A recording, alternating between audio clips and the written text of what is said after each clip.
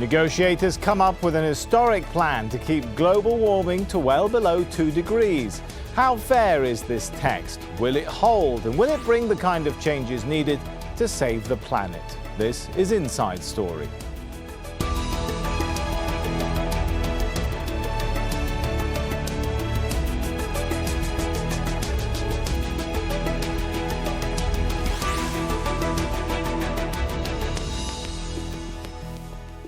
Hello and welcome to the show. I'm Sami Zeidan. Well, it's taken many years to get to this point, and then 2 weeks of hard bargaining in Paris. Delegates have now put together a plan to curb climate change. It'll aim to cut emissions and phase out fossil fuels. Not everyone's convinced it goes far enough, though. That's something we'll discuss with our guests in a moment. At first, this was how France's foreign minister and president of COP21, Laurent Fabius, described the agreement.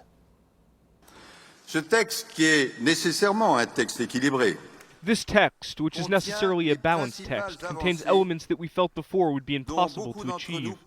The proposed agreement is durable, dynamic, balanced, and legally binding. It's faithful to the Durban Mandate and acknowledges the notion of climate justice.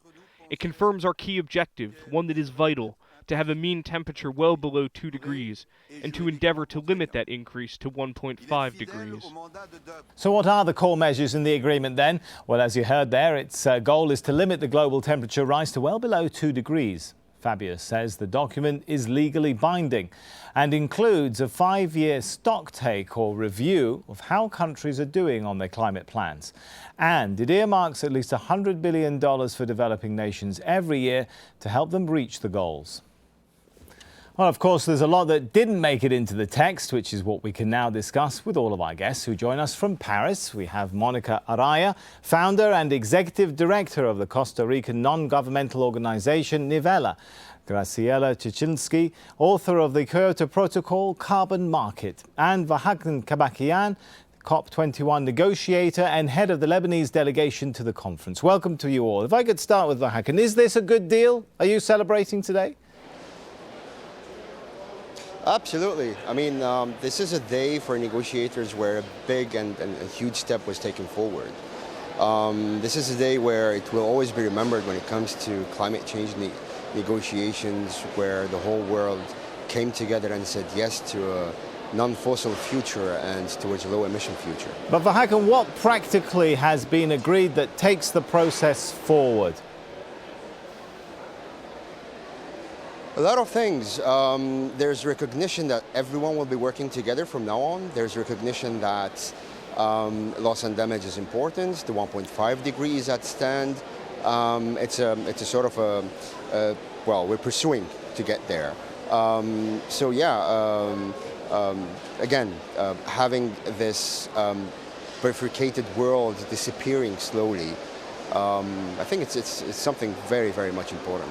All right, Graciela, do you agree with that analysis? There's a lot here to celebrate, a commitment towards moving to a non-fossil future, even a mention of 1.5 degrees Celsius as some kind of target that the world needs to keep global warming limited to. The target of 1.5 is certainly very important. However, there is no provision in this agreement about how to get there, and there is no mandatory emission limits. That is what is required to get there. So I don't understand what we're celebrating. It's good intentions, very hard work, but in terms of real results, I don't see it. There is no mandatory commitments of money. There is no mandatory commitments of reduction of emissions, which is what is needed, and which is what the Kyoto Protocol achieved 18 years ago. There are no mandatory commitments here, none. Okay, let's take that point to Monica. Some maybe good intentions, but is there enough mechanism that can commit countries to actually achieving these good intentions? I see things differently. This is a historical moment because for the first time we have a signal, a very clear signal, that we need to decouple development from fossil fuels that are not in our best interest. They pollute, they are expensive, and they have no place in the 21st century. So this is the first moment where the international community comes together despite their differences, and they agree that they have to, between now and 2050, do something. So having 186 plans on the table is unprecedented. I was a negotiator, and when I have in front of me texts that says that we are going to have cycles of improvement, cycles of transparency, commitments by developed countries, but also voluntary contributions from developing countries, what it tells me is that we're finally understanding that this is no longer a conversation between the North and the South, but it's also a conversation within the South, because we need more intra-South solidarity. Some of the most violent opposition to 1.5 came from countries that were defending oil at a time where we have the Climate Vulnerability Forum in a very articulate way coming here with the moral voice saying no one, no country, not developed, not developing country, has the right to take away 1.5, and we are not here to victimize ourselves. We are here to add, to construct. They have not created the problem. They have plans to invest in renewables. The economics of renewables are getting better. The impacts of climate change are getting more visible. If you look at polls around the world, citizens are worried, and the politicians here are finally understanding that they have no room to say to the islands that they are not going to support 1.5. Okay, you've made that point, Graciela. I can see you're shaking your head in disagreement. Tell me why.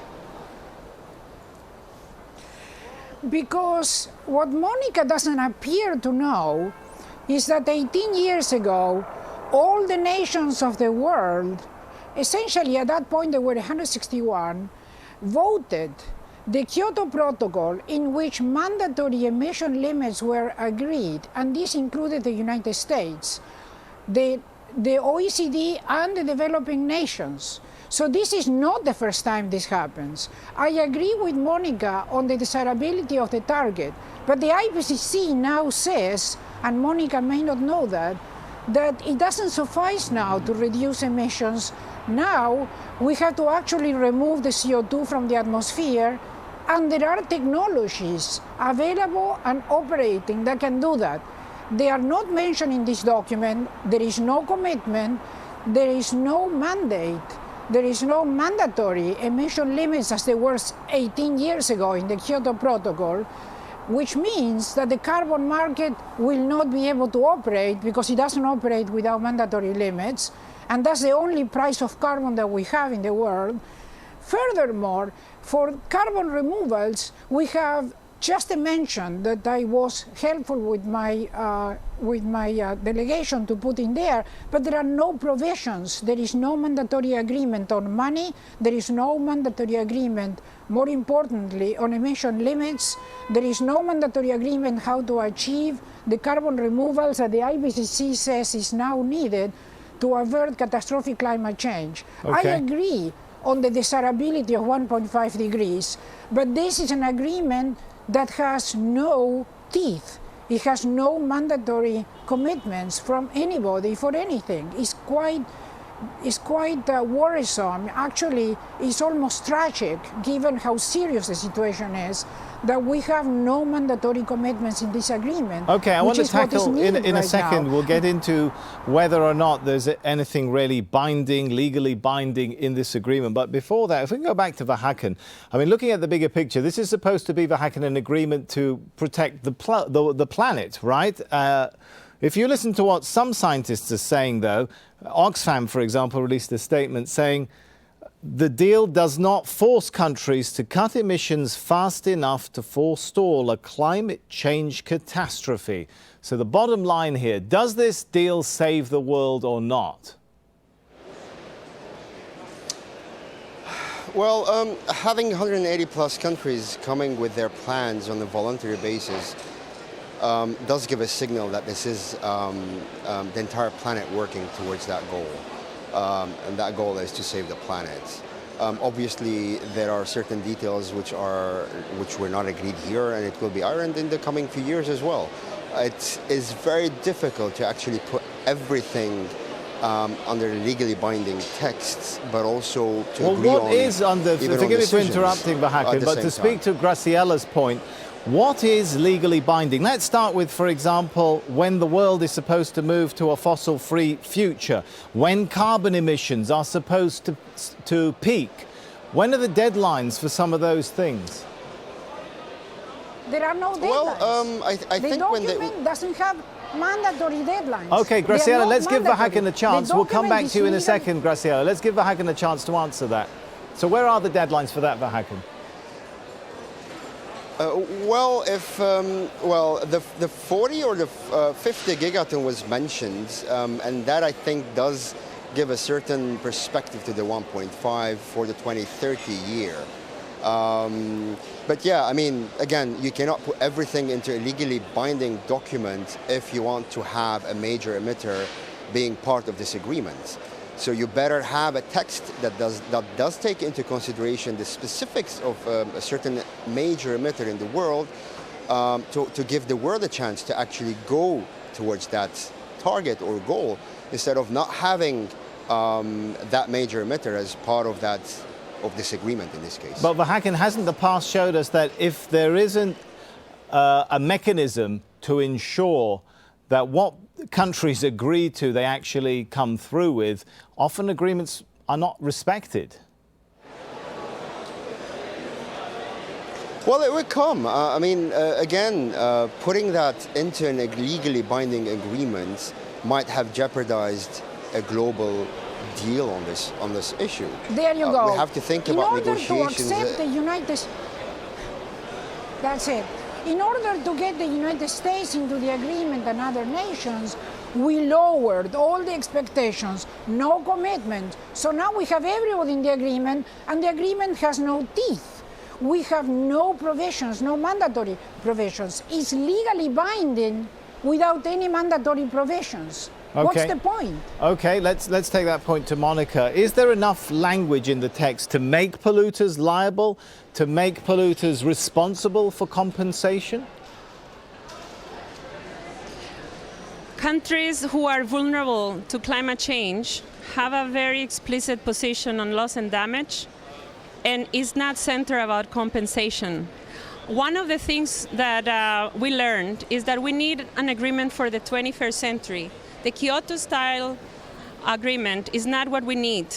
What we need is to connect the dots domestically. We need countries in the developing world in particular, to do this because we understand the benefits. So the world that was described by our Argentinian colleague is a world where decarbonization is presented as a burden. I belong to a different world where decarbonization is a benefit. It creates clean air, it creates jobs, it reduces our imports of oil, and on top of that, it basically reduces the amount of people who get lung diseases. So my point here is that everybody who is serious, and by the way, the Argentinian plan is very weak. In my country, for example, the plan submitted for Paris is not conditional on money. The plan submitted by Brazil is not conditional on money, and you know why? Because we understand that we have to make this transition in this century because we don't want to depend on fossil fuels. Okay, but Monica, another thing that we understand very clearly, would you not agree? Don't developing countries, at least many developing countries, need some help in order to embrace that beneficial transition? And are they getting enough? Help. Are they getting enough money? Is there enough of a commitment of course they for are money, getting help. for technology? No, they are not. Let me tell you what the Climate Vulnerability Forum will say. Okay, Graciela, let's give her a chance. Let's give Monica a chance to finish the sentence, and then we'll come back to you in a minute, Graciela. Go ahead, Monica. Thank you. I will tell you that the Climate Vulnerability Forum has countries from Africa, Asia, Latin America. They are small, they are beautiful, they are very vulnerable, and they are saying things that no other country is saying. They are saying we are already investing our own resources, we believe in renewable energy, and we are already putting our own resources to build resilience against climate impact. So imagine how powerful what they came here to say. We can do more if you support us, but they are not in the 20th century mindset that you need money and you won't do anything unless you get the money. We, the progressive countries who are clear on this, have stopped begging for money. What we say is we will put our own resources, and if you support us, we will do more. So listen to what the most vulnerable countries are saying, and of course we need more, but in the future, after 2020, there will be more help also from developing countries. Last week, my country signed an agreement with China. They have proposed to give 3.1 billion, and I think we should stop saying that there is no support. There is support, is not sufficient, and what we need to do is to scale it up, not only public but also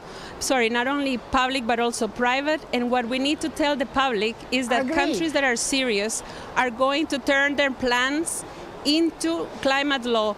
Chile is thinking about it. They have a draft law. Costa Rica is thinking about turning our commitments into law. Okay. Mexico was the first developing country. So the list goes on, and I don't want to give the readers and the viewers the impression that this is toothless. Let's try and turn it over to Graciela. You disagreed with that characterization of there being enough support for developing countries. Why, Graciela? First of all, what Monica says is that the countries are doing a lot, and in fact they are, and Monica is absolutely right. It's extremely important that every country does the best they can. However, it is known that we are transforming the power infrastructure of the world, because 45% of the emissions come from power plants, and they are a $55 trillion infrastructure. Unless you change that, you will continue with climate change. That requires funding. This is known by everybody.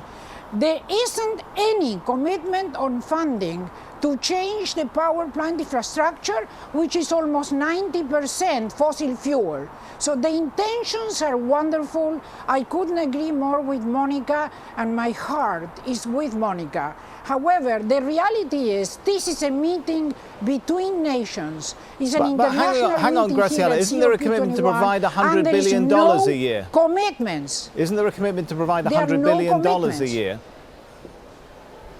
No, it's not committed. I'm sorry, it's not mandatory. It is not a commitment, it's an intention. It was intended also before and in Copenhagen, and it was expressed, that intention expressed by Hillary Clinton, and it never happened. So we know these intentions are very good. I applaud the intention, but we have to go beyond intention and hopes. We have to make something happen, because the North and the South Pole of the planet are melting down, the oceans are rising. It's not anymore the moment for hope and intentions, but for action. And we don't have action. The $100 billion is not mandatory. The agreement is legally binding, but it has no teeth. Okay. And the money that is proposed and is needed is not mandatory. All right, you That's made that it. point, There is Graciela. nothing I want to mandatory take there. the discussion to Vahakn. What is new this time round when it comes to monitoring and reporting? Well, I think one of the major successes in this agreement is also the reporting on finance as well. There's mandatory, there's reporting requirement from biennially from developed countries to do that. I mean, in general, things are moving to a further transparency system, which also includes, whatever we already had in place in previous decisions as well, or corporate agreements practically, be that biennial update reporting for developing countries, which does provide reporting opportunity for support received, but also for actions that have been implemented in those countries. All right, do you agree with that, Graciela? The intentions are wonderful. The idea that is expressed in the document is that they will be reporting every 5 years. Again, this is only an intention and there is nothing mandatory about it, number one. And number two, that it's just something that is done to force developing nations to be compliant. Right. But the reality of it is that we need to decrease emissions, and we need to do it fast because the North and the South Pole are melting. Okay, all right, We you are made that losing point. I water, want to bring, the let me oceans follow are up on rising. that point with Monica and ask her, what happens if countries don't stick to their quotas, if they don't stick to their goals? Is there a scenario in this text that deals with that situation? Are there, I don't know, sanctions, any kind of system to punish people who don't, or countries that don't stick to their goals? Countries that are very serious about this have already said they don't want a system that is going to punish countries because it doesn't work. If you have a plan to reinvest in renewables and you don't fit that plan, you will have to face the political consequences of breaking your own promise to your own citizens. One of the things that we have learned in the last 6 years But Monica, is that sorry, that hasn't you worked in have the past, a has it? changing. Well, because Canada got out of Kyoto and nothing happened, and we don't want to repeat mistakes. We want a system that basically anchors the intended plans that they have submitted into national politics. In my country, we will commit to a national plan that basically has a train. We don't need an international police to force us to have the train, because that electric train is in our best interest to build, because we can't breathe the air sometimes and the congestion is pretty much hurting our quality of life. So you will have a hard time convincing me that we need a Paris Agreement that will take Costa Rica to an international court of justice because we're not investing in a train that it is in our best interest. If the president of Costa Rica does not invest in that train, he will pay a price in our domestic politics. Okay. I have been working at the domestic level, and what people want is domestic accountability for politicians who break their promises to the electorate. And I think that is a powerful change compared to the last century, where we thought that we had to put all our bets on an international treaty. We need both. We need the signal, and we need the domestic policies to increase the ambition and come back in 5 years with better plans supported by a constituency that wants a cleaner future. Okay, but Vahakan, that may work for Costa Rica, which sees its interests tied in a fossil-free future. Clearly, not all countries are Costa Rica. There are plenty of countries which are major producers and consumers of fossil fuels who may interpret their interests differently. What for them in this agreement ensures compliance? Well, for one of their major requests is in there, and that's response measures.